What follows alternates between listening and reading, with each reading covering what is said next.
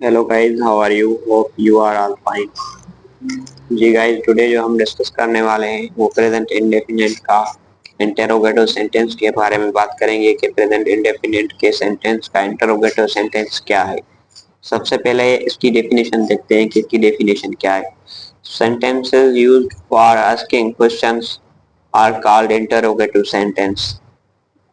ऐसे जुमले जो हम सवाल पूछने के लिए इस्तेमाल करते हैं या यूज करते हैं, तो उसके लिए उस सेंटेंस को हम क्या कहते हैं? उस सेंटेंस को हम इंटेरोगेटिव सेंटेंस कहते हैं।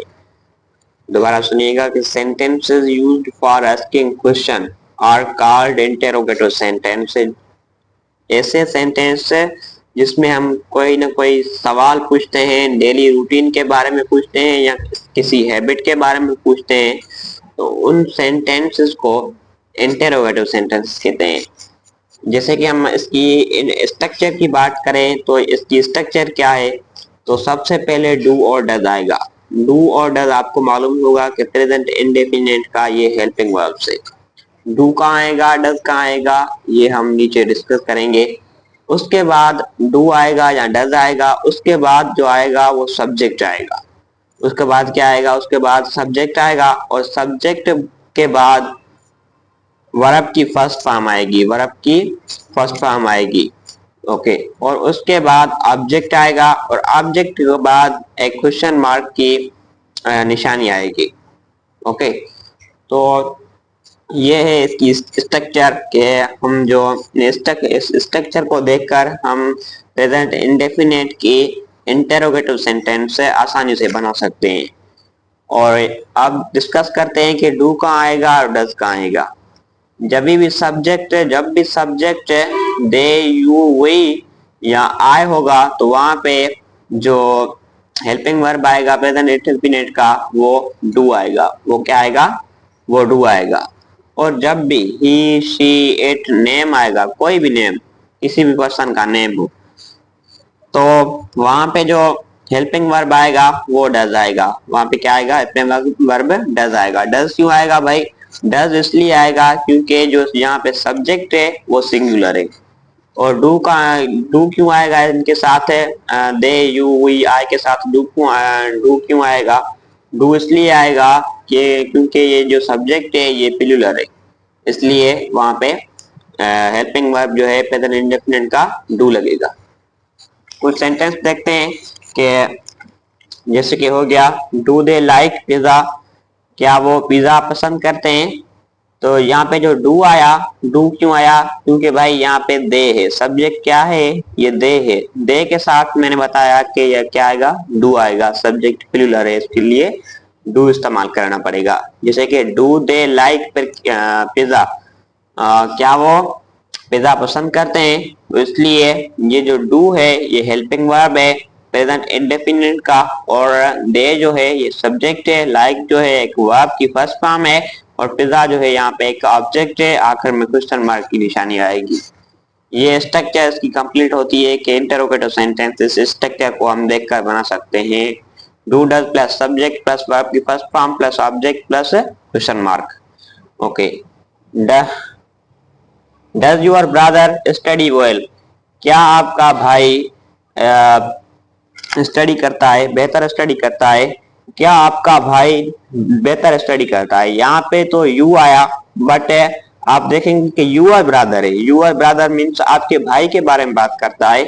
आपका भाई एक है, आपके भाई के एक के बारे में बात करता है, इसलिए यहाँ पे डज आया। डज क्यों आया? क्योंकि ये सब्जेक्ट है, यूअर ब्रदर एक है, तो इसलिए जो सब्जेक्ट है यहाँ पे सिंगुलर है, इसलिए यहाँ पे हेल्पिंग वर्ब डज हमने पुट किया। क्या आपका भाई बेहतर स्टडी करता है? Okay, does he drive a car, क्या वो कार चलाता है? Does he drive a car, क्या वो कार चलाता है? ही जो है यहाँ पे सब्जेक्ट क्या है? सिंगुलर है, इसलिए हमने डज पुट किया। डज क्यों पुट किया? क्योंकि ये प्रेजेंट इंडेफिनिट का हेल्पिंग वर्ब है, ये हमेशा सिंगुलर सब्जेक्ट के साथ आता है। ओके, ही जो है यहाँ पे सिंगुलर सब्जेक्ट है। Do we need a do we need a new book, क्या हमें नए बुक की जरूरत है? वी जो है यहाँ पे एक प्लूरल सब्जेक्ट है, इसलिए हमने डू पुट किया। Do you drink tea in the morning, क्या आप चाय पीते हैं मॉर्निंग के टाइम में। तो यू जो है यहाँ पे एक प्लूरल सब्जेक्ट है, इसलिए हमने डू पुट किया यहाँ पे। डज ही कुक फूड, क्या वो खाना बनाता है। डज ही कुक फूड, क्या वो खाना बनाता है। डज हमने इसलिए पुट किया क्योंकि ही जो है यहाँ पे सिंगुलर सब्जेक्ट है और कुक जो है वर्ब का फर्स्ट फॉर्म है, फूड जो है एक ऑब्जेक्ट है। ये देखेंगे, ये प्रेजेंट इंडेफिनिट का हेल्पिंग वर्ब है, ये सब्जेक्ट है और ये क्या है, एक वर्ब की फर्स्ट फॉर्म है, ये क्या है, ऑब्जेक्ट है। और आगे चलते हैं कि डू यू रीड बुक, क्या क्या तुम बुक को रीड करते हो। डू यू रीड बुक, क्या तुम बुक को रीड करते हो। इसलिए हमने यू जो है यहाँ पे प्लूरल सब्जेक्ट है, इसलिए हमने डू पुट किया।